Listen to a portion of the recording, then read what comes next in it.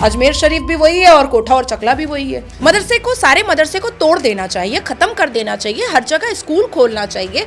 अच्छा, कहा जाता है कि मक्का मदीना में शिवलिंग है, वहाँ पर मंदिर है, कॉलर पकड़ करके घसीट करके लुंगी खोल कर तुम कुम जा करके क्या करोगे? इन्ना आता इना कल कौसर पढ़ना है क्या, या कुलिया अय्युहल काफिरून पढ़ना है? तुमको पढ़ना तो है नहीं कि ससुर बिस्तर पर लेकर के जा रहा है बहू को और उसको हलाल कर रहा है, तो हलाला करते रहेंगे। घर के अंदर ही कोठा खोल दिया है। वो असदुद्दीन अमानतुल्लाह खान असदुद्दीन अवैसी की माँ बहन एक कर रहा था। ये औरत आपकी खेती है, आप आगे से घुस जाओ, पीछे से घुस जाओ, नाक से घुस जाओ, कान से घुस जाओ, मुंह से घुस जाओ, कहीं से भी घुस जाओ, ऊपर या नीचे उंगली हाथ फेर ही देते हैं या उंगली डाल ही देते हैं तो मौलाना साहब के साथ अल्लाह भी खुश हो जाएंगे। भाई काला पानी का सजा दे दिया है अरविंद केजरीवाल ने। सर के बाल से लेकर के पैर के नाखून तक अरविंद केजरीवाल भ्रष्टाचार में निपट पाया गया। रेप तो वही इमाम रिजवानी करते हैं, नासिर खान कादिर खान ही करता है, आफ्ताबी श्रद्धा को की बोटियां करके फ्रिज में रखता है। डिजायर्स के प्रोवोकेशन जो है वो हमारे इस्लाम में भरपूर पुरुषों को मिला है, क्योंकि 1450 साल पहले अल्लाह तबारक ताला को तो पता नहीं था कि अरविंद केजरीवाल आएगा मफलर लगा करके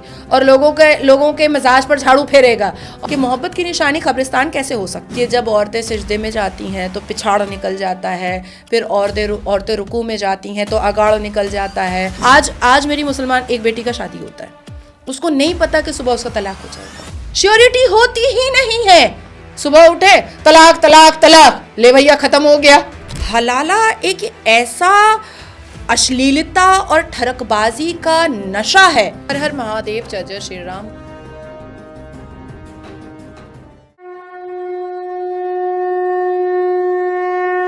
नमस्कार, आप देख रहे हैं शब्दबाण में आपके साथ हूं अवनीश शर्मा। आज जो हमारे साथ स्टूडियो में मौजूद है वो नाजिया इलाही खान है, जो बीजेपी की नेत्री हैं। मुस्लिम होकर मुल्लों को और मौलवियों के खिलाफ बोलती है और सनातन की बात करती है, हिंदू का पक्ष रखती हैं। स्वागत है मैम। सबसे पहला मेरा सवाल यही है कि आप मुस्लिम महिला होकर के हिंदुओं का पक्ष रखती है, सनातन की बात करती है और मुल्ले मौलवियों की बखिया उधेड़ देती हैं। हर हर महादेव, जय जय श्री राम, वंदे मातरम। आपका सवाल ही गलत था और इंट्रोडक्शन ही गलत था। खिलाफ कब बोला मैंने? अब इमाम रिजवान अगर मस्जिद के अंदर रेप करेगा, बलात्कार करेगा, मुसलमान ही बेटी का जो उससे अल कुरान पढ़ने के लिए जाती थी, तो मैं ना बोलूं, छुपा लूं बात को? अब ये जो लुंगी डांस होता है, पत्थर और चप्पल से मस्जिद अल्लाह का घर बचाया जाता है, क्या करूं, छुपा लूं? बहराइच में राम गोपाल को इतनी बुरी तरीके से मारा जाता है हरा झंडा लेकर के, किस लिए? क्योंकि वो भगवा झंडा लहराता है। तो क्या करूं? मुसलमानों की जो कुरीतियां हैं, जो बेहूदगी और बदतमीज़ी है, उसको छुपा लूं? मैं खिलाफ तो नहीं बोलती हूँ। मुसलमान अमने रसूल का पैगाम पहुंचाने वाली उम्मत है, अशरफुल मखलूकात है, या बाबर आजम और जाहिल आजम की एक फौज बन चुकी है? तो मैं खिलाफ तो नहीं बोलती हूँ। मैं तो मुसलमानों को जगाने की कोशिश कर रही हूँ कि तुम अमने रसूल का पैगाम पहुंचाओ, और इस्लाम का मतलब होता है शांति। तो क्या ये शांति है? संभल में जो हुआ उसको आप शांति कहेंगे? संभल में जो हुआ उसको आप शांति कहेंगे? और अल्लाह का घर बचाने के लिए क्या अल्लाह काफ़ी नहीं था? अल्लाह काफ़ी नहीं था? जो पत्थर और चप्पल लेकर के मुसलमान लौंडे चले गए, पत्थर मार अल्लाह का घर बचा, चप्पल मार अल्लाह का घर बचा, मैं खिलाफ में कभी नहीं बोलती हूँ। अब देखिए, पश्चिम बंगाल में मुझे याद है 2012 फरवरी का महीना था, सूजट जॉर्डन का बलात्कार नासिर खान और कादिर खान ने किया। क्या करूँ, क्या बोलूँ मैं कि बहुत अच्छा काम किया?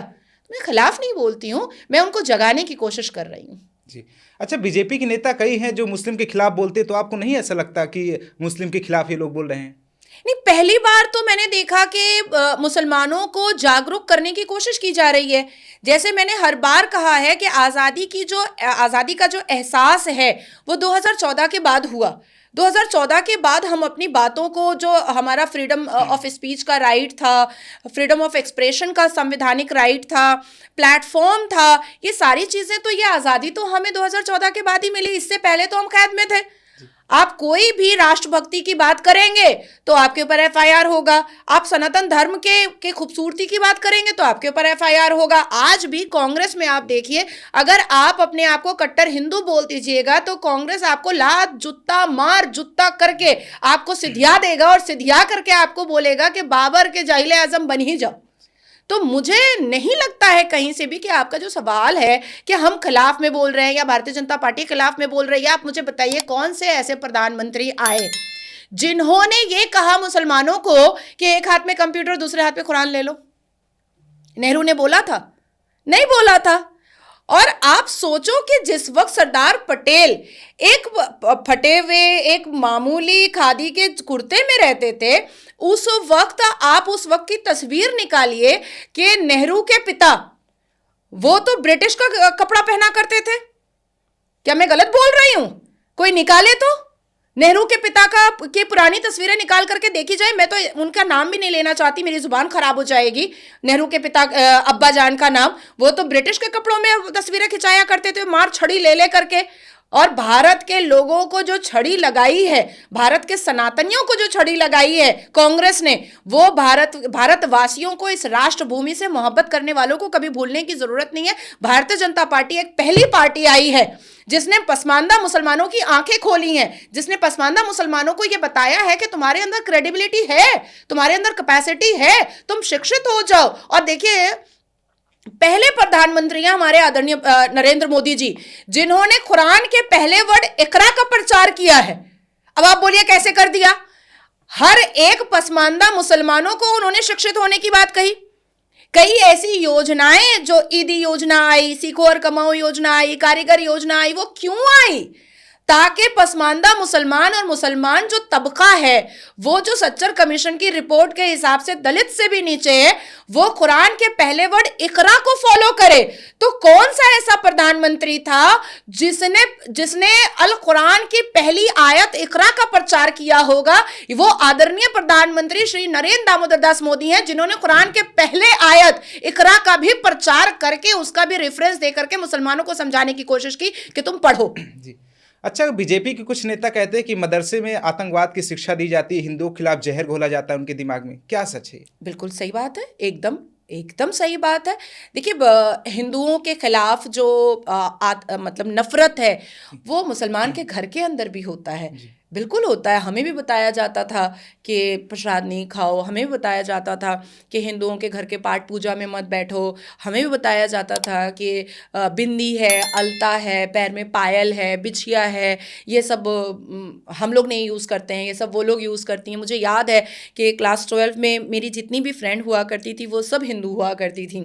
तो वो लोग जीन्स वगैरह पहनती थी, या उनके घर की जब शादी होती थी तो वो लोग आलता वगैरह का इस्तेमाल करती थी, बिछिया वगैरह पहनती थी। तो मैं बड़ा ज़िद करती थी अपने घर में कि मुझे भी करना है, मुझे भी जीन्स पहनना है। तो मेरे घर के अंदर मेरे मतलब जो एक्वेंटेंस थे, जो रिलेटिव थे, उन्होंने कहा है वो हिंदू है, उसको करने दो, तुमको करने की ज़रूरत नहीं है, हमारे यहाँ सूम सलावात होता है। मतलब क्या होता है? ये जो शब्द है, ये मेरे कान में आज भी गूंजता है कि this is the basic reason कि आज बांग्लादेश में हिंदू माँ बहनों का बलात्कार आराम से हो रहा है, क्योंकि वो हिंदू हैं, इसलिए उनका बलात्कार हो सकता है। तो ये चीज़ें ऐसा नहीं है कि मदरसे के अंदर सिर्फ समझाई जाती है या बताई जाती है, ये चीज़ें घर घर मुस्लिम घरों के अंदर बेटियों को भी बताया जाता है, बेटों को भी बताया जाता है कि हिंदू काफिर हैं, और उनके रिचुअल में, उनके रंग ढंग में, या उनकी देवी देवताओं की पाठ पूजा में हम नहीं जा सकते हैं। वो completely according to Islam, according to Al Quran हराम है। तो मदरसे को बैन कर देना चाहिए क्या? सारे मदरसे को तोड़ देना चाहिए, ख़त्म कर देना चाहिए, हर जगह स्कूल खोलना चाहिए। मैं तो बहुत आभारी हूँ आसाम के मुख्यमंत्री जी की, मैं बहुत आभारी हूँ पुष्कर धामी जी की, मैं बहुत आभारी हूँ योगी आदित्यनाथ जी की, कि जिस हिसाब से मदरसे टूट रहे हैं और वहाँ पर मिड डे स्कूल बन रहा है। अभी हमने सुना था कि आसाम में देखिए 1288 मदरसों को फिर से तोड़ करके बनाया गया और मिडिल स्कूल बनाया गया। तो मुझे ऐसा लगता है कि भारत में जितने भी मदरसे हैं उसको तोड़ करके मिडिल स्कूल और यूनिवर्सिटीज़ बनानी चाहिए, क्योंकि देखिए दीनी तालीम, ये बात बहुत ही मतलब महत्वपूर्ण बात है। दीनी तालीम क्या माएँ खुद नहीं दे सकती? अब्बा जान खुद नहीं दे सकते? आज अगर मुझे अपने बेटे को अशहदु अन ला इलाहा इल्लल्लाह व अशहदु अन्ना मुहम्मदन अब्दुहु व रसूलुहु अगर पढ़ाना होगा, मैं इनफ नहीं हूँ अपने बेटे को पढ़ाने के लिए? अगर मुझे आयतल कुर्सी बतानी होगी, क्या मैं इनफ नहीं हूँ अपने बेटे को पढ़ाने के लिए? या मैं अलहम्दो शरीफ पढ़ाऊंगी, या मैं आयतें और सूरतें कुरान के पढ़ाऊंगी, तो मैं इनफ नहीं हूँ अपने बेटे को दीनी तालीम देने के लिए? ला इलाहा इल्लल्लाह मुहम्मदुर रसूलुल्लाह मैं खुद नहीं पढ़ा सकती कि अल्लाह एक है, पाक और बेऐब है? तो अल्लाहु अकबर अशहदु अन ला इलाहा अशहदु अन ला इलाहा, ये अजान का मतलब मैं खुद नहीं समझा सकती बेटे को? तो मुझे ऐसा लगता है कि ये दीनी तालीम के लिए जो मदरसे खुले हैं, तो ये मुस्लिम कम्युनिटी खुद अपना हिजाब खोल रहा है कि ये चिटिंगबाज मुसलमान है जो घर के भीतर अम्मा अब्बा अल कुरान की तालीम और दीनी तालीम अपने घर के अंदर अपने बच्चों को नहीं दे पा रहे हैं। दीनी तालीम के लिए तो मदरसे की ज़रूरत ही नहीं है, बिल्कुल भी ज़रूरत नहीं है। एकेडमिक क्वालिफिकेशन के लिए स्कूल की ज़रूरत है। अच्छा, मुस्लिम में महिला होना कितनी कष्ट की बात है? जैसे हलाला को थोड़ा विस्तार में बताइए, क्या है और कैसे किया जाता है? देखिए, महिला होना बहुत ही कष्ट की बात है, मतलब एक्सट्रीमली कष्ट की बात है। और इसलिए आज आपके पॉडकास्ट में मैं अल कुरान की किताब खुद लेकर आ गई हूँ, ताकि होता क्या है ना कि कई बार मैं पॉडकास्ट करती हूँ या सभाएं करती हूँ तो मौलवी मुल्ला फिर चले जाते हैं मेरे ऊपर FIR करने के लिए। तो जब मैं कुरान की आयत कुरान खोल करके बताती हूँ तो फिर थाना वाले FIR नहीं लेते हैं, कहते हैं कि उन्होंने जो आयत पढ़ी है क्या वो गलत है। अब मौलवी मुल्ला बेचारे बोल नहीं पाते हैं कि वो गलत तो पढ़ी नहीं है। आप सोचिए कि एक आयत है जिसमें औरत को खेत बोला जा रहा है, खुद बोला जा रहा है। अब आप बताइए कि अगर आपकी वाइफ को या अगर आपकी बहन को या अगर आपकी माँ को अड़ोस पड़ोस खेत बोल दे कि औरत आपकी खेती है, आप आगे से घुस जाओ, पीछे से घुस जाओ, नाक से घुस जाओ, कान से घुस जाओ, मुंह से घुस जाओ, कहीं से भी घुस जाओ, आपको कैसा फील होगा? इसीलिए मैंने हलाला वाला सवाल पूछा आपसे। नहीं, आपका 2 सवाल था कि इस्लाम में औरत होना कितना कष्ट है, तो पहले मैं इसको क्लियर कर दूं, फिर मैं हलाला वाला आपको क्लियर करूंगी। देखिए, सयाकुल पारा 2, इसमें आप जाइएगा 234 आयत और 234 का नीचे वाला में जाइएगा। इसमें है नसा ओकुम हरसुल्लकुम फ़आतु हरसुकुम अन्ना शयातुम वक़द्दमू ले अनफुसिकुम वत्तकुल्लाह व आलमू अन्नकुम मलकूहु व बश्शिरिल मोमिनीना, मोमिनीन क्योंकि रुकू है तो मोमिनीना के बाद मोमिनीन हो जाएगा। योर वाइफ खेत है, इसका ट्रांसलेशन भी मेरे पास है, लेकिन बहुत ही अभद्र शब्दावली है, तो मैंने अरबी में पढ़ दिया है, जिसको समझना होगा वो समझ लेगा। साफ लिखा हुआ है, your wife are as a खेत unto you, so approach your खेत when when और how you will। इसका क्या मतलब समझ में आता है? क्या समझ में आता है? अब आप सोचिए कि इस्लाम में औरत होना कितना बड़ा कष्ट है कि हम इंसान है ही नहीं मुस्लिम पुरुषों की नज़र में, हम तो खेत है। अब आती है हलाला की बात। हलाला एक ऐसा अश्लीलता और ठरकबाजी का नशा है जो मुसलमान पुरुष कभी ख़त्म नहीं होने देना चाहता है। हालांकि आप गूगल में सर्च कीजिएगा तो 2019 में ही मैंने पॉलीगेमी हलाला को बैन करने के लिए सर्वोच्च न्यायपालिका में मेरा PL गया हुआ है, हेयरिंग होती है, और मुझे पूरी उम्मीद है सर्वोच्च न्यायपालिका से कि जैसे ट्रिपल तलाक पे मैं ऐतिहासिक जजमेंट लेकर आई थी उसी तरीके से उस पर भी लेकर आऊँगी। हलाला बेहूदगी की प्रकाष्ठा को क्रॉस किया हुआ है।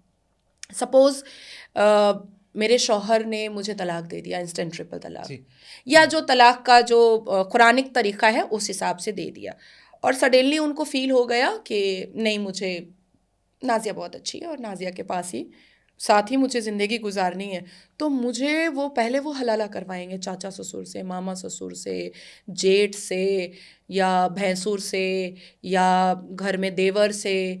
हलाला होगा, इंटीमेट रिलेशन होगा, सेक्सुअल रिलेशन, बज़ाफ्ते इंटरकोर्स होगा, और जब तक मर्द का सेमेन मेरे ऑर्गन में नहीं जाएगा तब तक वो हलाला कन्फर्म नहीं होगा।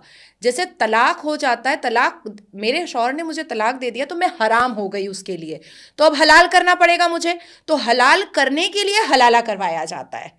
तो अब इसमें सबसे ज़्यादा अगर मज़ेदारी है तो वो ससुर की हो जाती है, चाचा ससुर की हो जाती है, मामा ससुर की हो जाती है, भैंसुर की हो जाती है, जेठ की हो जाती है, देवर की हो जाती है कि कल तक तो बेटी बोल रहे थे, आज आ जाइए बिस्तर पे कपड़ा खोल दीजिए, आपके वर्जाइना में मुझे अपना सीमेंट डालना है और आपको हलाल करना है। अब आप सोचिए कि ये जो कॉन्सेप्ट है कि ससुर बिस्तर पर लेकर के जा रहा है बहू को और उसको हलाल कर रहा है। अब अगर आप कानूनी तरीके से देखिएगा तो ये तो रेप है, बिल्कुल, वो भी अनकंसेंशुअल। इस्लाम के जस्टिफिकेशन पर घर घर के अंदर रेप हो रहा है और इसको इस्लाम का नाम दे करके ससुर साहब, जेठ साहब, भैंसुर साहब, देवर साहब आराम से अश्लीलता का नंगा नाच कर रहे हैं। अब आप बताइए कितना कष्ट है हमारे लिए, कितना कष्ट है। तो ऐसी चीजों को तो बैन करने के लिए अगर इस्लाम इसकी इजाजत देता है हलाला की? हाँ बिल्कुल देता है हमारे को नहीं, लेकिन देखिए इसमें ट्विस्ट एंड टर्न है, इसको भी मैं क्लैरिफाई करना चाहूंगी। जैसे तलाक में, सूरह तलाक में जब आप जाते हैं तो सूरह तलाक में ये लिखा हुआ है, प्रोसेस जो है, इंस्टेंट ट्रिपल तलाक तो था ही नहीं कभी हमारे अल कुरान में। अल कुरान लेकर के मैं बैठी हुई हूँ। हमारे अल कुरान में तलाक का जो तरीका है कि पहला पीरियड्स होगा, आप उस वक्त एक तलाक दीजिए, उसके बाद भी पूरी पंचायती कीजिए, घर वाले लोग दोनों को समझाएं या दोनों में शारीरिक संबंध हो जाए तो बात संभल जाती है।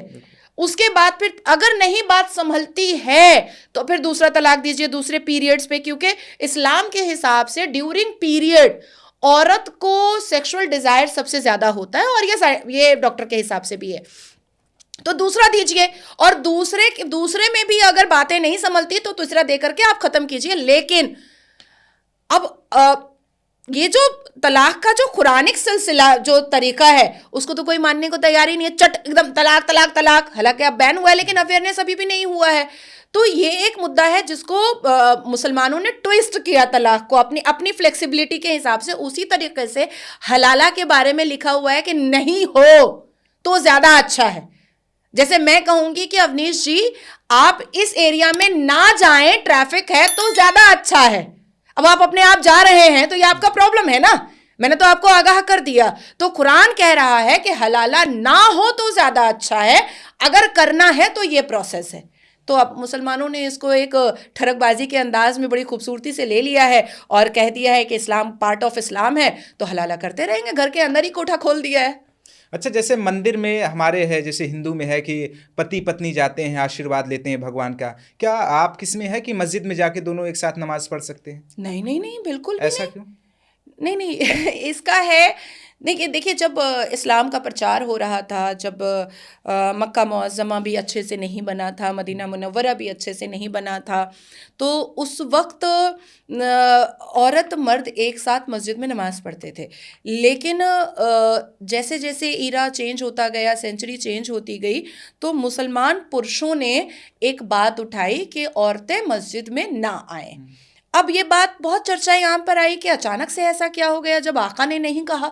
प्रॉफिट मोहम्मद सल्लल्लाहु अलैहि वसल्लम जो हमारे आका हैं, जो इस दुनिया के आका हैं, मुसलमानों के आका हैं, तो जब उन्होंने नहीं कहा, ममानियत नहीं की, मना नहीं किया महिलाओं के मस्जिद में मदाखलत, एंट्री पर दाखिल होने पर, तो ये क्यों कह रहे हैं जो अभी नए नए मौलवी मुल्ला हुए हैं। तो उन्होंने बताया कि जब औरतें सिजदे में जाती हैं तो पिछाड़ निकल जाता है, फिर औरतें रुकू में जाती हैं तो अगाड़ निकल जाता है, फिर औरतें जब सलाम फेरती हैं, हम सलाम फेरते हैं ना अशदों की उंगली उठाने के बाद, अस्सलाम वालेकुम रहमतुल्लाहि व बरकातहू, अस्सलाम वालेकुम रहमतुल्लाहि व बरकातहू, तो उसमें उन लोगों का मतलब वेट हो जाता है, वो लोग वेट हो जाते हैं। तो इसलिए उन्होंने कहा कि मस्जिद ना आए, क्योंकि उनका वज़ू टूट जाता है, वेट हो जाते हैं, उनका औजार खड़ा हो जाता है, तो इसलिए वो औरतें ना आए। इसमें हमारा कोई प्रॉब्लम नहीं था। हमारे बॉडी को बनाने वाले तो अल्लाह तबारक ताला, आदम को बनाने वाले भी अल्लाह और हव्वा को बनाने वाले भी अल्लाह।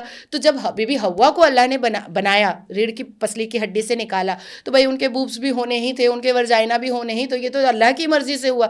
तो हमारे बॉडी के जो भी पार्ट हैं वो तो अल्लाह की मर्जी से बने हैं, लेकिन ये वेट हो रहे थे, इनके औजार में करंट लग रहा था, जिसकी वजह से इन्होंने हमें मना कर दिया। तो अब नहीं जाते हैं। अच्छा, मैंने एक मुस्लिम से बात किया था तो उन्होंने कहा था कि औरतों को मस्जिद में इसलिए नमाज नहीं पढ़ने दिया जाता क्योंकि वहाँ पुरुष रहते हैं तो महिला उनको देख के लाभान्वित हो जाती है, इसीलिए महिलाओं को रोक दिया गया है। नहीं, महिलाएं तो मुस्लिम पाड़ा मोहल्ला में जाइएगा तो कच्छे पहन करके रगड़ रगड़ करके नहाता रहता है। आप अभी भी मेरे साथ आप शाहीन बाग चलिए, जाओ मस्जिद चलिए, तो बाहर जो म्यूनिसिपैलिटी का पानी का नलका होता है तो वो कच्छा पहन करके लुंगी उठा उठा करके साबुन लगाते रहता है। तो हम तो नहीं आकर्षित होते, हमें तो कोई लेना देना नहीं होता है, हमें तो कोई मतलब नहीं होता है। रेप तो वही इमाम रिजवानी करते हैं, नासिर खान कादिर खान ही करता है, आफ्ताबी श्रद्धा को की बोटियां करके फ्रिज में रखता है। तो आपने कभी सुना कि मुसलमान बेटियों ने 10 मिल करके एक इमाम का रेप कर दिया? कभी सुना है क्या? तो ऐसा तो होता नहीं है। ये देखिए, औरत को बस कैसे भी करके इनको बेइज्जत करना है तो वो करते रहते हैं। अच्छा, मदरसे में सब कुछ जानने के बाद फिर भी बच्चों को भेज देते हैं, और जहाँ तक मैंने देखा है, खबर पढ़ी है कि मौलाना गंदी हरकत कर ही देता है। हाँ, अभी तो आप लोगों ने भी न्यूज़ में दिखाया था, सारे न्यूज़ में आया था कि एक औरत यूपी का ही था, एक औरत जा करके, यहाँ तक कि मैंने देखा 13 साल की बच्ची के साथ रेप हो जाता है। औरत जा करके चप्पल से पीट रही थी मौलाना साहब को, एकदम गंदे तरीके से पीट रही थी। तो देखिए, हमारी आसमानी किताब में बहुत साफ लफ्ज़ों में लिखा हुआ है कि अगर किसी पैगंबर ने किसी उम्र दराज लड़की से शादी किया है तो मतलब उनको ये पैगाम आया है कि कम उम्र की लड़की से शादी करो तो तुम उसके साथ खेल पाओगे, वो तुम्हारे साथ खेल पाएगी। तो डिज़ायर्स के प्रोवोकेशन जो है वो हमारे इस्लाम में भरपूर पुरुषों को मिला है, मुस्लिम पुरुषों को भरपूर मिला है। और देखिए, विभिन्न प्रकार के लोग होते हैं मुस्लिम कम्युनिटी में। बहुत सारी माएँ हैं जो जानती हैं कि मेरी बेटी के साथ बुरा हो रहा है, हो सकता है अगर हम मदरसा भेजते हैं या इमाम साहब के पास पढ़ाने के लिए भेजते हैं। लेकिन मुझे लगता है कि फिर वो माएँ सोचती होंगी कि अल्लाह की राह में अगर मौलाना साहब थोड़ा उंगली कर ही देंगे तो क्या ही चला जाएगा। लेकिन उनको ये समझना पड़ेगा कि मौलाना साहब उंगली करेंगे तो मौलाना साहब खुश होंगे, अल्लाह खुश नहीं होगा, या हमारे आका प्रॉफिट मोहम्मद खुश नहीं होंगे। लेकिन बहुत सारी ऐसी माएँ हैं जो सोचती हैं कि मेरी बेटी को अगर उंगलीबाजी कर ही देते हैं, ऊपर या नीचे उंगली हाथ फेर ही देते हैं या उंगली डाल ही देते हैं, तो मौलाना साहब के साथ अल्लाह भी खुश हो जाएंगे। लेकिन ये बात हम लोग समझा रहे हैं उन माओं को, उन मुसलमान माओं को, कि आपकी बेटी के वर्जाइना में उंगली करने वाला इमाम खुश होता है, उससे अल्लाह नाराज़ होता है, अल्लाह खुश नहीं होता है। तो बहुत सारे अवेयरनेस की बहुत ज़्यादा ज़रूरत है। ये लोग क्या है ना, भेड़ चाल है। अच्छा, अगर मुस्लिम कोई गंगा स्नान कर लेता है तो क्या फतवा जारी होता है उसको? फतवा इज़ अ सजेशन। मैं आपको बता देती हूँ कि फतवा किस आयत में आता है और कैसे आता है। सूरह निसा वर्सेस 127 फतवा क्या होता है। फतवा इस्लाम में, फतवा is a kind of suggestion. Suggestion ये है, अब जैसे मैं नमाज़ पढ़ी और नमाज़ पढ़ने के दौरान मुझे फाट हो गया, तो मैं इमाम साहब से फ़ोन की, मैंने पूछा कि नमाज़ पढ़ रही थी मैं और मुझे फ़ाट हो गया, तो क्या मेरा वज़ू रहा और मेरी नमाज़ हुई कि नहीं हुई? तो जो इमाम साहब बताएंगे ना कि नहीं नाजिया कोई बात नहीं, अगर ये आपको बीमारी है गैस का और आप नमाज़ पढ़ती हैं, झुकती हैं तो फ़ाट हो जाता है, तो वो नमाज़ हो जाती है। तो दिस इज़ फतवा, दिस इज़ फतवा। वो कांग्रेस को वोट दे दो, अवैसी को वोट दे दो, अरविंद केजरीवाल को वोट दे दो, तो ये फतवा नहीं हो सकता, कभी भी कभी हो ही नहीं सकता है। ये इस्लाम का नाजायज़ फ़ायदा उठाना हुआ, क्योंकि 1450 साल पहले अल्लाह तबारक ताला को तो पता नहीं था कि अरविंद केजरीवाल आएगा मफलर लगा करके और लोगों के मिजाज पर झाड़ू फेरेगा, और अल्लाह तबारक ताला को ये भी नहीं पता था कि राहुल बाबा आएंगे और मोहब्बत की दुकान में नफरत का चिलगोदा बेचेंगे। तो ये तो अल्लाह को नहीं पता था कि कोई पॉलिटिकल पार्टी आने वाली है। तो ये फतवा का मिसयूज़ जो है वो बहुत सारे मौलवी मुल्ला करते हैं। और अगर मैंने भी कहा है कि मैं कुंभ मेला में गंगा मैया स्नान करूंगी और अपने आप को शुद्ध करूंगी, तो मेरे ऊपर अगर कोई फतवा जारी करता है उस दिन के बाद, तो सीधा अरब पूछेगा उनसे, अरब उनके सवाल का जवाब देगा और फतवे का रिप्लाई भी अरब देगा।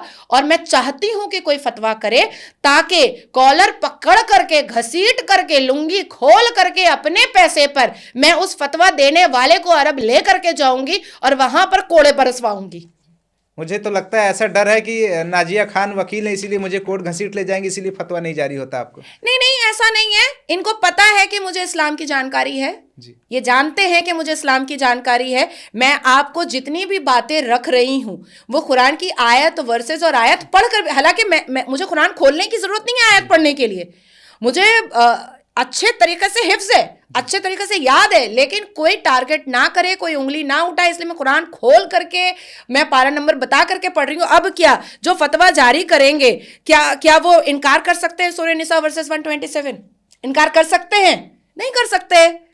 तो इसलिए क्योंकि उनको पता है कि कहीं कोर्ट जाकर के उनका हिजाब और ना खुल जाए, उनकी लुंगी और ना खुल जाए, आधे कटे हुए सामान और ना दिख जाएं, तो इसलिए वो ये सारी बातें करते हैं। अब जैसे देखिए, मैंने खांडवा में मध्य प्रदेश में अपनी स्पीच रखी थी कि कटवे कैसे पसंद आ जाते हैं हिंदू बेटियों को, तो मुसलमान वहाँ पर बड़ा बड़ा उत्तेजित हुए, बड़ा गए एफआईआर करवाने के लिए मेरे ऊपर। तो मैंने एक ही सवाल पूछा कि भैया मुझे ये बताओ कि ये खतना सरकमसेशन प्रॉफिट मोहम्मद का हुआ था कि नहीं हुआ था? क्या इसकी कोई आयत अल कुरान में है? अगर है तो दिखा दो, है तो दिखा दो, मुझे कोई आपत्ति नहीं है। तो सरकमसेशन इनका खुद का पैदा किया हुआ है, अब ये क्या मुझे इनकार कर पाएंगे? मैं तो कुरान लेकर के बैठी हुई हूँ। अच्छा, एक मुस्लिम दर्शक ने कहा है कि एक सवाल पूछिएगा कि नाजिया खान मुस्लिम के खिलाफ बोलकर राजनीति चमका रही हैं क्या? ऐसा दर्शक का सवाल है। मैं उस दर्शक से कहना चाहती हूँ, एक तो मैं लल्लू पंजू का जवाब देती नहीं हूँ, चवन्नी अठन्नी ये सब चिरकुट, 20 रुपए का नेट भराता है और बड़ा आया नाजिया इलाही खान से सवाल पूछने वाला। नाजिया इलाही खान ने 4 जनवरी 2018 को भाजपा ज्वाइन किया था। वो ज्वाइनिंग करने के बाद क्या मैंने कभी जेपी नड्डा जी को बोला कि मुझे पद दीजिए? क्या मैंने अमित शाह जी को बोला कि मुझे पद दीजिए? क्या मैंने पश्चिम बंगाल में किसी को बोला कि मुझे पद दीजिए? इवन जब जब मेरा नाम किसी पद के लिए आया है, मैंने चिट्ठी भेज करके कटवाया है कि मुझे नहीं चाहिए। मैं अपने प्रिंसिपल के लिए बात कर रही हूं, मैं अपने मुस्लिम कम्युनिटी को रिफॉर्म करने के लिए ये बात कर रही हूं, मैं अपने मुस्लिम कम्युनिटी को सुधारने के लिए ये बात कर रही हूं। मैं उनको मना कर रही हूं कि 72 वर्जिन हूर के प्यासे मत रहो, तुम जिंदगी जियो, आखिरत में क्या होगा नहीं होगा किसी के पास वीडियो नहीं है, किसी के पास कोई फोटो नहीं है, लोग तुमको बहका रहे हैं। जो है जीवन, वो जीवन अच्छे से खूबसूरत तरीके से जियो। तो ये जो महाशय हैं, ये जो व्यक्ति हैं, उनको शायद मेरा जवाब मिल गया होगा, और अगर अभी भी उनको सेटिस्फैक्शन नहीं हो रहा है तो भारतीय जनता पार्टी कार्यालय में एक चिट्ठी भेजिए और जनाब पूछिए कि क्या नाजिया इलाही खान ने कभी भी आप लोगों से कोई पद मांगा है? नहीं मांगा है और ना मांगने वाली हूं। अच्छा, महाकुंभ में जो मुस्लिमों को लेकर आदेश जारी हुआ था सामान को बेचने को, वहां पर जो मुस्लिमों की एंट्री बैन को, इस पर आप क्या कहेंगे? नहीं, बहुत अच्छा हुआ था, बहुत अच्छा हुआ था। देखिए, मुझे ऐसा लगता है कि मुसलमान वहाँ क्यों ही जाएंगे, क्योंकि मुसलमानों के हमारे अल कुरान की 26 ऐसी आयतें हैं जिसमें साफ लफ्ज़ों में हिंदुओं को काफिर कहा गया है। मैं चाहती भी हूँ कि वो आयत आप सुने, है ना, तो क्या होता है, क्लियर हो जाता है। कुरान सूरह नंबर 2 आयत number 191, slay the unbeliever wherever you find them. कुरान सूरह नंबर 3 आयत number 28, Muslim must not take the infidels as friend. कुरान सूरह नंबर 3 आयत number 85, any religion other than Islam is not acceptable. कुरान सूरह नंबर 8 आयत number 60, Muslim must muster all weapon to terrorise the infidels. तो ऐसी 26 आयतें हैं। इसके अलावा भी बहुत सारी चीज़ें हैं जिसमें साफ लफ्ज़ों में बताया गया है कि आप काफिर हैं। तो जब हिंदू काफिर हैं तो काहे को जाना कुंभ? तुम कुंभ जा करके क्या करोगे? इन्ना आता इन्ना कल कौसर पढ़ना है क्या? पढ़ना है क्या? या कुलिया अय्युहल काफिरून पढ़ना है तुमको? पढ़ना तो है नहीं। तुम्हारी शहादा का काम कुंभ में तो है नहीं, तुम्हारी सूरतों और आयतों का काम कुंभ में तो है नहीं।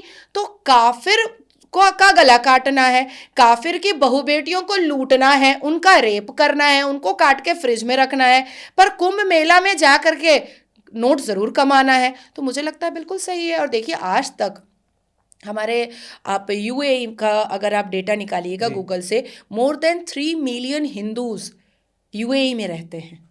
मुस्लिम कंट्री है ना, पूरी ज़मीन जहाँ मक्का मुअज़्ज़मा है, मदीना मुनव्वरा है, क्या कभी भी एक भी हिंदू ने कहा कि मुझे मक्का में अपनी रेड़ी लगाने दो, अपनी दुकान लगाने दो? नहीं कहा। तो तुम कुंभ जा करके क्या करना चाहते हो? ये कुंभ जा करके एक तो अश्लीलता करेंगे, क्योंकि साध्वी क्या होती हैं, वो लोग न्यूड भी रहती हैं, पूरे रुद्राक्ष से खुद को ढकी रहती हैं। दूसरा है कि जो हमारी साध्वी होती हैं वो पीरियड्स में पैड नहीं यूज़ करती हैं, क्योंकि सामाजिक चीज़ें वो नहीं यूज़ कर सकती हैं, उनको कपड़ा यूज़ करना पड़ता है, वहाँ पर नहा रही हैं, तो वो जा करके अपनी ठरकबाजी पूरी करेंगे, इसीलिए घुसना चाह रहे हैं। और दूसरा नोट कमाने के लिए, क्योंकि मुसलमानों के लिए क्या है, बाप बड़ा ना भैया, सबसे बड़ा रुपया ये लुंगी खोलने वालों में से लोग हैं, तो इसलिए कुंभ जाना चाहते हैं। अच्छा, मुस्लिम ये थूक जिहाद जैसी घटनाएं क्यों करते हैं? रोटी बनाते हैं थूक देते हैं, फल में थूक देते हैं, इससे क्या फायदा होता है? आखिर उनके दिमाग में ऐसा कौन भरता है और दिमाग में आता कैसे है उनके? नहीं, ये तो मदरसे में, मज़ार में, मस्जिदों में, घरों के अंदर सिखाया जाता है कि आप जितना ज़्यादा ह्यूमिलिएट, जितना ज़्यादा टॉर्चर, जितना ज़्यादा इंसल्ट आप काफिरों को करेंगे, उतना ज़्यादा अल्लाह खुश होगा। अब आप सोचिए कि पूरी दुनिया के मुसलमानों को आप देखिए कि अगर वो जर्मनी जाते हैं, वहाँ पर भी परचम लहराते हैं कि इस्लाम सबसे ज़्यादा खूबसूरत मज़हब है। अगर वो इटली जाते हैं, वो कहते हैं इस्लाम सबसे ज़्यादा खूबसूरत मज़हब है। वो भारत में रहते हैं, कहते हैं इस्लाम सबसे ज़्यादा खूबसूरत मज़हब है। वो यूके में जाते हैं, इस्लाम सबसे ज़्यादा खूबसूरत मज़हब है। तो जब इस्लाम इतना खूबसूरत मज़हब है, तो बेवकूफ़ों की फ़ौज जाते क्यों हो इटली, रहते क्यों हो भारत में? तुम्हें अल्लाह तबारक ताला ने 57 मुस्लिम ममालिक दिया उनके हिसाब से, कि अल्लाह ने बना के दिया है, तो रहो ना 57 मुस्लिम मुल्क। Is not enough for you. देखिए, मुझे पब जाना पसंद नहीं है अपनेश, ये सब जानते हैं। ऐसा नहीं है कि नहीं गई हूँ, लेकिन मुझे वहाँ का इन्वायरमेंट पसंद नहीं आया। अब क्या मैं करूं कि मैं आपका कॉलर पकड़ के आपको मुक्का मुक्का मारूं कि तुम भी मत जाओ, तुम भी मत जाओ, तुम भी मत जाओ, नहीं जाओगे तो तुम्हारा गला काट दूंगी? ये तो नहीं हो सकता ना। अरे मुझे नहीं पसंद है, इट्स ऑल राइट, मैं नहीं जाऊंगी, लेकिन मेरे सामने कोई जाएगा तो मैं उसको थोड़ी मना कर सकती हूँ। मैं बिल्कुल मना नहीं कर सकती हूँ। अब मुसलमानों का क्या नेचर है, मैं मुसलमान हूं, तुम भी मुसलमान बन जाओ। अरे क्यों फोर्स कर रहे हो? तुम जर्मनी में रह करके तुम कह रहे हो नहीं इस्लाम सबसे ज्यादा खूबसूरत है। अरे भाई, वो भी बहुत भावुक है अपने धर्म को लेकर के, वो भी बहुत अटैच है अपने धर्म को लेकर के। तुम डिक्टेटरशिप चलाना बंद कर दो। अब ये जंगे बदर और जंगे करबला नहीं है, ये 21st सेंचुरी है। अब लोग तुमको आराम से जवाब देंगे, टिट फॉर टैट करेंगे। तो आपको क्या लगता है, भारत को हिंदू राष्ट्र घोषित कर दिया जाए? एग्जैक्टली ये बात मैं पिछले आई थिंक 7 साल से बोल रही हूँ कि भारत को हिंदू राष्ट्र घोषित कर देना चाहिए। और अवनीश, मैं बहुत जिम्मेदारी से आपको ये बात कह रही हूँ कि कहीं ना कहीं इसमें मैं सेल्फिश हूँ। अगर लोगों को लग रहा है कि मैं हिंदू राष्ट्र इसलिए करना चाहती हूँ क्योंकि मैं मुसलमानों से नफ़रत करती हूँ, बाखुदा मुझे मेरे सामने कुरान रखा हुआ है, मुझे मुसलमानों से नफ़रत नहीं है। लेकिन आज आप तालिबान में देखिए, बेटियाँ ज़ोर से बोल नहीं सकती हैं, बेटियों का नाखून नहीं दिखना चाहिए, घरों में खिड़कियां होनी बंद हो चुकी हैं। आप तालिबान का, ईरान का आपने देखा है, घरों में खिड़कियां नहीं बनेंगी जहां बेटियां पैदा हुई हैं। मैं ऐसा नहीं होने देना चाहती हूँ अपनी मुसलमान बेटियों के साथ। वो जो घर के अंदर जो तवायफ खाना और मुजरा का जो पूरा माहौल मुस्लिम कम्युनिटी के घर के अंदर बनता है, और जो मुस्लिम बेटियों का जो चीरहरण होता है, मुस्लिम बेटियों का के आबरू के साथ जो खेला जाता है, मैं नहीं चाहती हूँ कि वो भारत की मुसलमान बेटियों के साथ हो। इसलिए यहाँ पर मैं सेल्फिश हूँ।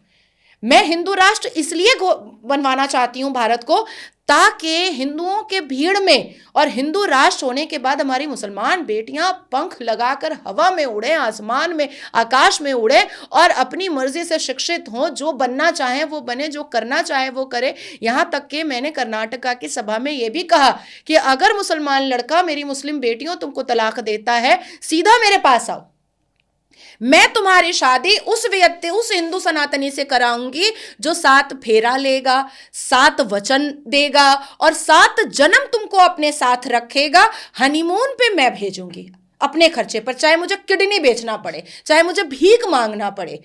इतनी पैसे वाली मैं नहीं हूं, लेकिन मैं जानती हूं कि मैं भीख मांगने जाऊंगी तो बहुत सारे ऐसे सनातनी हैं जो मुझे भीख देंगे, लेकिन मैं अपनी मुसलमान बेटियों को बचाना चाहती हूं। क्योंकि देखिए अवनीश जी, आज मेरी मुसलमान एक बेटी का शादी होता है, उसको नहीं पता कि सुबह उसका तलाक हो जाएगा, श्योरिटी होती ही नहीं है। होती ही नहीं है। मैं ये नहीं कह रही हूं कि हिंदुओं में तलाक नहीं होता है, हिंदुओं में भी डिवोर्स होता है, लेकिन वो विधान और संविधान के हिसाब से डिवोर्स करते हैं। उसमें मीडिएशन होता है, उसमें कन्फ्रंटेशन होता है, उसमें बातचीत होती है, और कोर्ट ये अनुमति देता है कि आप लोग बैठ करके बात कीजिए। और डिवोर्स मैट सूट फाइल करने के बाद तकरीबन 5 साल 6 साल लग जाते हैं कि आपका डिवोर्स हुआ कंप्लीट के नहीं हुआ। तो वो 5 साल 6 साल में क्या होता है कि एक मनमुटाव जो है वो धीरे धीरे खत्म भी हो सकता है अगर जगह होती है। लेकिन हमारे में क्या है, सुबह उठे तलाक तलाक तलाक, ले भैया खत्म हो गया। तो इसलिए मैं यहां पर ग्रीडी हूं, लालची हूं। मैं यहां पर मैं कहूंगी कि मैं लालच के मारे कह रही हूं अपनी मुसलमान बेटियों को बचाने के लिए कि भारत को हिंदू राष्ट्र होना चाहिए, तो मुसलमान बेटियां बच जाएंगी। अच्छा, बातें हैं दिल्ली चुनाव पर, जी। क्या केजरीवाल के सामने टिक पाएगी इस बार बीजेपी? मैं तो ये सोच रही हूं कि केजरीवाल टिक पाएगा बीजेपी के सामने। नहीं, उनकी योजनाओं को, उन्होंने योजना महिलाओं के लिए लाई तो प्रवेश वर्मा पैसा बांटने लगे। अमानतुल्ला पैसा बांटा था, बांग्लादेशी घुसपैठियों को भूल गए क्या? और अभी हालिया में उसके बेटे ने जो बदतमीजी की है, हमरे अब्बा विधायक हैं, वो बिहार में होता है ना, लालू की पार्टी के लोग बोलते चच्चा विधायक है, तो उसी तरीके से हमरे अब्बा विधायक है। और जिस तरीके से पुलिस के साथ अभद्रता वाली सलूक किया है अमानतुल्ला का बेटा, और अमानतुल्ला कैसे भूल सकते हैं आप, बांग्लादेशी मुस्लिम घुसपैठियों को अपना रिश्तेदार बोलता है, घुमटी बना बना करके रखता है। दूसरी चीज़ आप देखिए, जो वायदे अरविंद केजरीवाल ने किए, क्या वो वायदे पूर्ण हुए? अरविंद केजरीवाल का दावा है नहीं, बिजली वगैरह जो उन्होंने कहा तो रोज तो भाई रोज अभी मैं आई हूं कल सुबह 7 बजे, मैं आपको प्रूफ दे सकती हूँ कि कम से कम भी तो 800 से ज्यादा कॉल मेरे पास आए हैं कि दीदी हमारे एरिया में आई है। अच्छा, हमको तो बिजली का बिल नहीं पूरा करने दीजिए। हमको तो बिजली का बिल देखिए, जो पहले आता था 1400-1500 रुपये, अभी तो 7000 आ रहा है। पानी के हालात देखिए, साफ पानी देने का वायदा किया था तो वो तो काला ही पानी आ रहा है। भाई काला पानी का सजा दे दिया है अरविंद केजरीवाल ने। देखिए, झाड़ू का एक लोगो बना करके पूरी दिल्ली के तख्त पर बैठ करके सिर्फ बैंक बैलेंस को उसने बनाया है और नोट को झाड़ू लगा लगा करके उसने बोरे में समेटा है। इसके अलावा अरविंद केजरीवाल ने कुछ नहीं किया है। भ्रष्टाचार का गाना गाने वाला, भ्रष्टाचार के खिलाफ में स्लोगन लगाने वाला, टॉप टू बॉटम, सर के बाल से लेकर के पैर के नाखून तक अरविंद केजरीवाल भ्रष्टाचार में निपट पाया गया है। ठीक है, आप अरविंद केजरीवाल को भ्रष्टाचारी कह रही हैं और पानी के काला पानी की बात कर रही हैं वहां पर। हाँ, जनता को उसने काला पानी की सजा दे दी है। बिजली की बिल ज्यादा आती, फिर भी बीजेपी वहां जगह क्यों नहीं बना पाती? केजरीवाल ही जीत जाते हैं।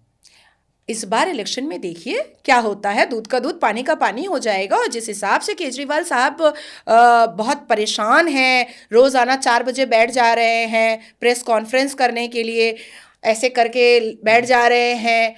इस बार भाजपा को हराना सिर्फ दिल्ली के लिए नहीं, पूरे देश के लिए ज़रूरी है। तो बार बार तो एक ही बात बोलते हैं। 2014 में बोले थे हमारी भारी बहुमत में जीत हुई, 2019 में बोले थे हमारी भारी बहुमत में जीत हुई, अब 2025 में बोल रहा है हमारी भारी बहुमत में विधानसभा में जीत होगी। इस बार निर्णय एकदम साफ है जनता का। मुसलमान और बांग्लादेशी रोहिंग्या अरविंद केजरीवाल को वोट करेंगे, लेकिन जो शिक्षित मुसलमान है वो नहीं करेंगे। अब आती है दूसरी बात, मैं आपको एक और बात बता देती हूँ, बहुत इंटरेस्टिंग है। परसों मैंने देखा अमानतुल्ला जो है वो अमानतुल्ला खान असदुद्दीन अवैसी की माँ बहन एक कर रहा था। अब बोलिए मैं झूठ बोल रही हूँ तो कहाँ गया? ला इलाहा इल्लल्लाह तेरा मेरा रिश्ता गटर में चला गया, ड्रेन में चला गया, या यमुना के गंदे पानी में चला गया? कहाँ चला गया? अमानतुल्ला गाली दे रहा है किसको? असदुद्दीन अवैसी को। भाजपा ने नहीं गाली दिया है असदुद्दीन अवैसी को, अमानतुल्ला दे रहा है। तो अब आप सोचिए कि मुसलमान आपस में लड़ रहा है और दोनों मुसलमान नेता जो दोनों एक दूसरे का सखी और बंधु होना चाहिए था, आपस में लड़ रहा है। तो इससे जो उन लोगों की हार है वो समझ में आ रही है, क्योंकि अमानतुल्ला को ये साफ समझ में आ चुका है कि अब जो है, जो शिक्षित मुसलमान हैं, जो मुसलमान इम्प्रूवमेंट, डेवलपमेंट और एडुकेशन को बहुत महत्व देते हैं, वो भाजपा को वोट करेंगे और हिंदू तो भाजपा को वोट करेगा ही। मतलब दावा कर रहे हैं कि इस बार दिल्ली में बीजेपी की सरकार बनेगी। एकदम हर हर महादेव। तो सीएम चेहरा कौन होगा आपके हिसाब से? वो तो कोई भाई, ये तो पार्टी के अपर आला अधिकारियों का एक वो है, लेकिन हाँ मैं चाहती हूँ, जो मेरी सोच है, मुझे ऐसा लगता है कि कुमार विश्वास जी को जी। दिल्ली का मुख्यमंत्री होना चाहिए। अच्छा।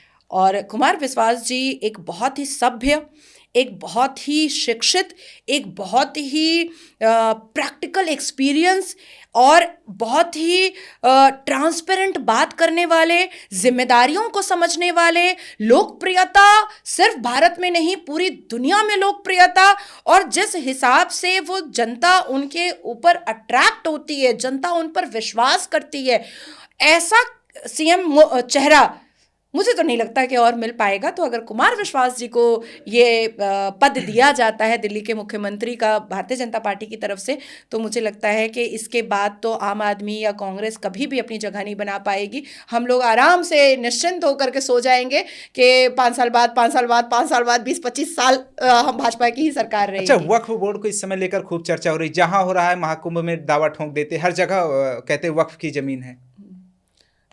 तो फिर एशिया के सबसे बड़े प्रोस्टिट्यूट एरिया सोनागाछी पे क्यों नहीं दावा ठोकते हैं? उस पर भी ठोक देना चाहिए कि वक्फ की ज़मीन है, वो भी तो बहुत बड़ा लैंड है, उस पर भी ठोक देना चाहिए। सोनागाछी पे नहीं ठोकेंगे? प्रोस्टिट्यूट एरिया बहुत है भारत में, उस पर क्यों नहीं ठोकते हैं? मंदिरों पे ही ठोक देते हैं और धार्मिक जगहों पर ठोक देते हैं, गाँवों पे ठोक देते हैं। देखिए, वक्फ अब कोई नहीं बचा सकता है वक्फ बोर्ड को। वक्फ बोर्ड इरेज भी होगा, वैनिश भी होगा, कोई नहीं बचा पाएगा। ये है अल कुरान और इंग्लिश का ट्रांसलेशन है। बताइए कहाँ पर वक्फ बोर्ड का जिक्र है? और बुलाइए संविधान की किताब किसी से, संविधान में वक्फ बोर्ड कहाँ पर है? तो जब संविधान में नहीं है, जब अल कुरान में नहीं है, तो कैसे बचाएगा? न्यायपालिका में कैसे बचाएगा? मुझे लगता है कि हार निश्चित है सारे लिब्रांडो के फौज की और सारे मुसलमानों की। वक्फ बोर्ड हम रहने नहीं देंगे, और अगर वक्फ बोर्ड को 6 महीना भी और रखा जाता है तो सनातन बोर्ड बना के दो भैया, नहीं तो हम लोग भूख हड़ताल पे बैठेंगे, रोड पे बैठेंगे, आंदोलन करेंगे और जा करके हर एक मस्जिद के सामने हनुमान चालीसा पढ़ेंगे। जी। अच्छा, मुस्लिम महिला क्या बुर्का पहनना अनिवार्य है? नहीं, hijab is not an essential part of Islam. जी। हिजाब का कहीं पर भी जिक्र नहीं है। सूरह अल नूर में जिल्बाब का जिक्र है, जिसका अर्थ होता है लूजर आउटफिट। वो एक्चुअली हमारे प्रॉफिट मोहम्मद सल्लल्लाहु अलैहि वसल्लम की 11 बीवियां थीं। 11 बीवियों में एक बीवी उनकी थी सूदा, हज़रत सूदा। तो हज़रत सूदा बहुत बल्की थी, बहुत पफी थी। मोटा तो नहीं कहेंगे क्योंकि वो जजमेंटल हो जाता है, तो वो मैं नहीं कहूँगी। पफी थी, बहुत बल्की थी। तो वो एक बार पॉटी कर रही थी, तो पॉटी करते वक्त उनको किसी प्रॉफिट ने देखा और पीछे से आवाज़ लगाया, सूदा मैंने तुमको देख लिया। तो उनको बहुत बुरा लगा। तो फिर दूसरे दिन सुबह में फिर वो गई कि पॉटी करने के लिए। तो फिर वो प्रॉफिट ने उनको आवाज़ लगाया, जो थे, उनका नाम नहीं लूँगी मैं, कि सूदा मैंने तुमको देख लिया, तुम आका को बोलो, प्रॉफिट मोहम्मद को बोलो कि एक आयत नाजिल करे जिसमें पर्दे का जिक्र हो। तो हगते वक्त पर्दे का जिक्र आया था। तो हिजाब की अब तो ऐसे भी ज़रूरत नहीं है, क्योंकि हगने वाला सिस्टम खुले में वो तो आदरणीय प्रधानमंत्री जी ने तो ख़त्म ही कर दिया।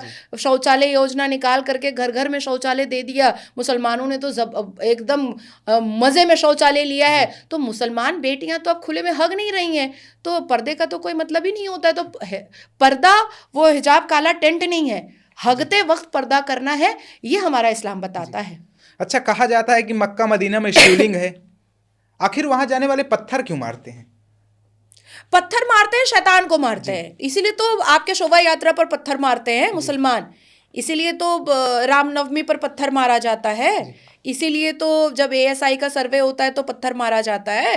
तो पत्थर शैतान को मारा जाता है। और according to Al Quran, according to Islam, according to sharia, according to हदीयत, अकॉर्डिंग टू हदीस, अकॉर्डिंग टू इस्लामिक स्कॉलर, आप लोग शैतान है, काफिर है, तो इसलिए आप पर पत्थर मारा जाता है। बजाते एक रिचुअल है, जब आप तवाफ़ करते हैं और उसके बाद फिर एक जगह है, उस जगह पे जाकर के टक टक टक टक शैतान को पत्थर मारा जाता है। वो पत्थर छोटे छोटे लिए जाते हैं, और जाकर के मारा जाता है। और आपने शिवलिंग की बात कही है, तो मुझे लगता है कि हो सकता है, क्योंकि बुत परस्ती तो हम मक्का में जा करके कर रहे हैं, पत्थर को चूम रहे हैं, चुम्मा चाटी कर रहे हैं, चूम रहे हैं, उस पर सजदा कर रहे हैं, उस पर माथा टेक रहे हैं। तो आप मंदिर में जा करके माथा टेकते हैं पत्थर के सामने, जिसको मुसलमान और इस्लाम के हिसाब से पत्थर की मूर्ति कहा जाता है, और हम लोग जो है वो मक्का मदीना में जा करके पत्थर के सामने सजदा करते हैं और उसको चूमते हैं। जी। अच्छा, अजमेर शरीफ का मैंने आपका देखा था एक पॉडकास्ट, उसमें कोठा और चकला बता रही हैं।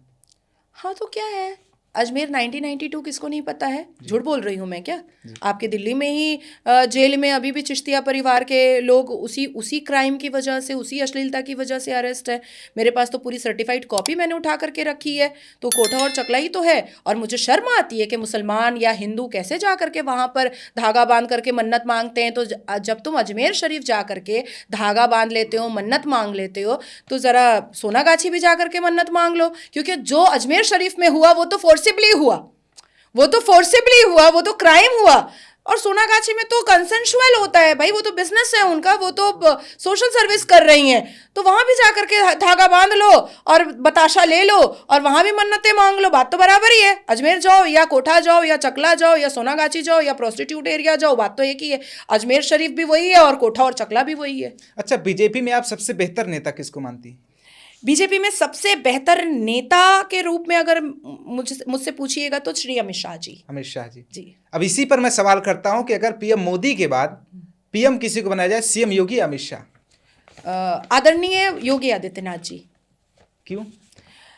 देखिए, एक होता है किंग और एक होता है किंग क्रिएटर जी। हम लोग, जब मैंने चाणक्य की किताब पढ़ी थी तो मुझे पता चला कि चाणक्य कभी भी अपने आप को राजा बनाना ही नहीं चाहते थे, वो तो राजा बनाना चाहते थे। तो अमित शाह जी के अंदर जो क्वालिटी है ना, वो किंग क्रिएटर है। और योगी आदित्यनाथ जी के अंदर जो क्वालिटी है, वो तख्त पर बैठ करके बहुत ही बैलेंस्ड तरीके से देश को चलाने की क्वालिटी है। और हमारे आदरणीय प्रधानमंत्री के अंदर भी वही क्वालिटी है। असदुद्दीन ओवैसी की राजनीति पर क्या कहेंगे? वो तो मुसलमान के सरगना मानते हैं अपने आप को। नहीं, असदुद्दीन अवैसी को मुसलमानों का नेता मीडिया ने बनाया है, वो है नहीं मुसलमानों का नेता। अगर वो मुसलमानों का नेता होता तो वो लावारिस की तरह पार्लियामेंट में अकेला थोड़ा ही होता, अनाथ की तरह। पार्लियामेंट में अकेला तो बिल्कुल नहीं होता। उसके आगे पीछे उसने बहुत सारे विधायक बनाए होते, उसने बहुत सारे कॉरपोरेटर बनाए होते, उसने बहुत सारे मेंबर ऑफ पार्लियामेंट बनाए होते।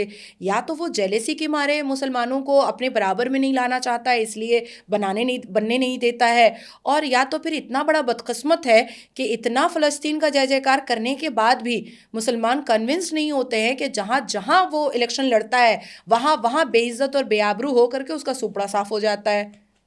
अच्छा, आपको इतनी धमकी लगातार मिलती है, फिर भी बीजेपी की सरकार है, और आपको सुरक्षा क्यों नहीं मुहैया कराया जाता जिस हिसाब से धमकी मिल रही है?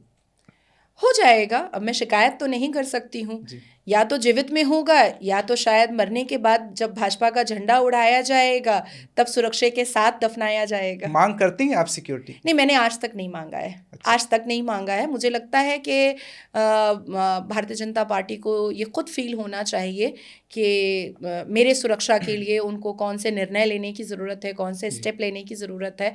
और अभी हालिया में दिल्ली एयरपोर्ट में काफ़ी वायरल भी हुआ वो रील, एयर इंडिया की एक एम्प्लॉय बहुत ज़्यादा मुझे लग रहा था कि वो मेरा मर्डर कर देगी। जी, मैंने वीडियो देखा था आपको ट्विटर पर। और मुझे उसके हाव भाव बहुत ही मुझे डाउटफुल लगे दिल्ली एयरपोर्ट T3 पर। हालांकि मेरी एयर इंडिया की प्रीमियम इकनॉमी क्लास की मेरी टिकट थी और उसने मेरा इकनॉमी में करवाया, और जिस हिसाब से वो मेरे ऊपर चढ़ रही थी, मुझे उसके ख्यालात अच्छे नहीं लग रहे थे। मुझे उस एयर इंडिया की एम्प्लॉय पर आज भी शक है। हालांकि मैंने कोई लीगल स्टेप नहीं लिया क्योंकि एक एम्प्लॉय है, लेकिन उसके जो हाव भाव थे, वो हाव भाव मुझे बहुत आज भी डाउटफुल लगते हैं। और कल जब मैं सुबह में 7 बजे लैंड हुई हूँ तो कल फिर एक एम्प्लॉय था सचिन गुप्ता बोल करके, उन्होंने भी मेरे साथ बहुत बदतमीज़ी की।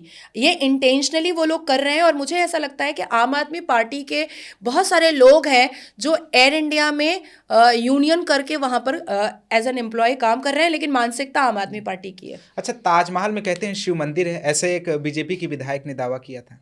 नहीं नहीं, देखिए सबसे पहली बात है कि ताजमहल में मुमताज़ का कब्रिस्तान हो कैसे सकता है। जी।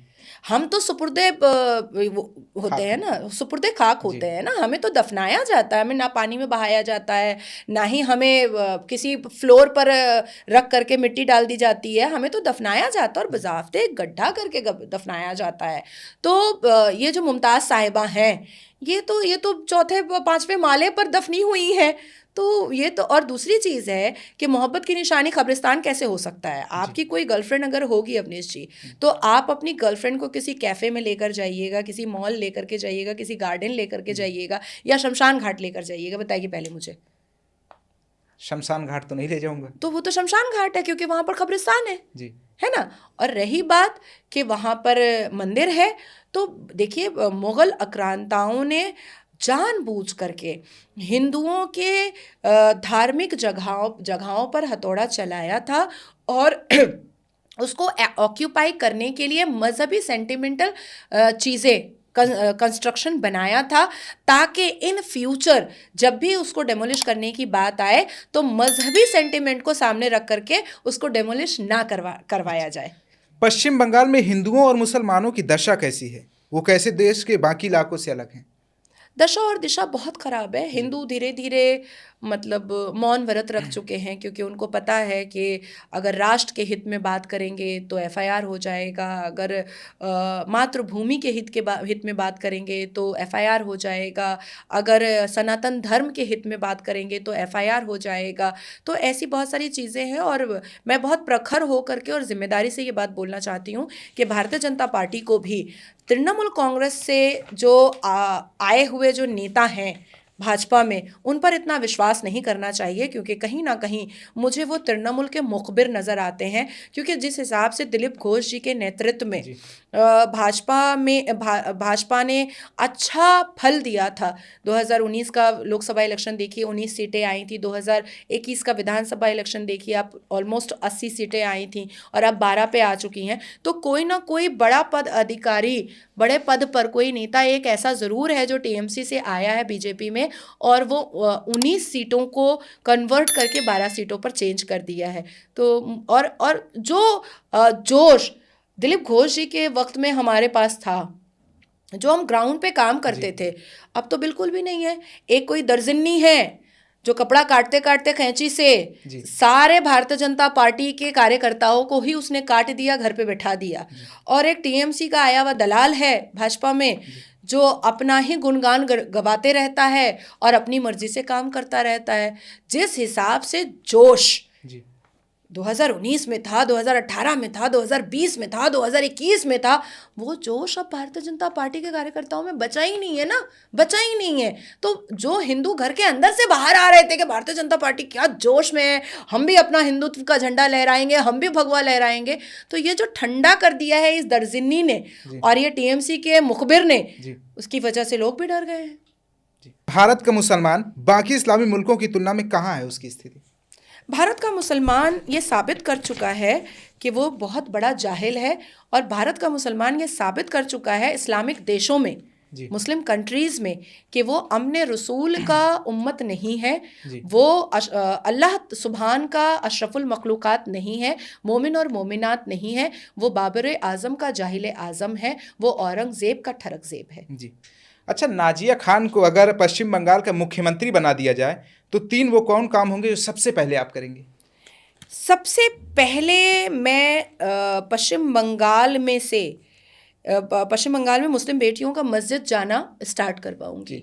दूसरा कि ये जो रोड पर नमाज होती है एवरी फ्राइडे, वो मैं बंद करवाऊंगी। और तीसरा, जितने भी समुदाय और रिलीजन वाले लोग हैं वो अपने अपने तरीके से अपनी धार्मिक चीज़ों को बहुत खूबसूरती से, बहुत मोहब्बत से, बहुत प्यार से उसको वो आराम से अपना कर सकते हैं।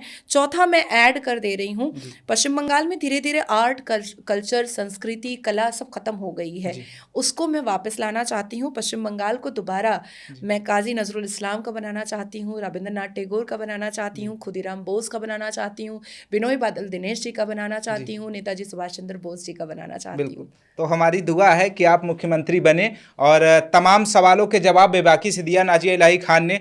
ऐसी पॉडकास्ट देखने के लिए देखते रहिए शब्दबाण। हर हर महादेव।